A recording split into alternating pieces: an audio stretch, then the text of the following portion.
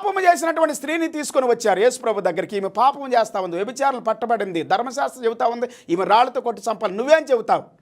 యేసుప్రభు వారు మౌనంగా ఉన్నారు, మాటికి అడుగుతూ ఉన్నారు. రెండోసారి ఆయన కింద రాస్తూ ఉన్నాడు.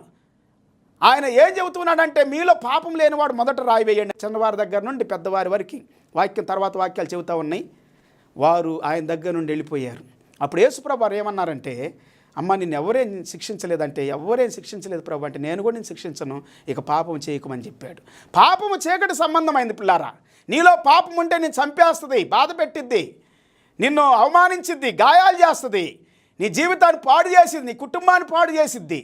అందుకే వెలుగైన యేసును అంగీకరించి యేసుప్రభు అంటున్నాడు, ఇదిగో ఆమె జీవితాన్ని చీకట్లో వెలుగులోకి నడిపించి, మీరు వెలుగుగా ఉండండి, నా వెలుగులోనికి రండి, నా యొద్దకు రండి, నన్ను విశ్వాసం ఉంచండి అని వాక్యాలను చెబుతూ ఉన్నాడు యేసుప్రభు. కావున యేసు మీరు మనుష్య కుమారుని పైకెత్తినప్పుడు నేను ఆయననని నా అంతట నేనే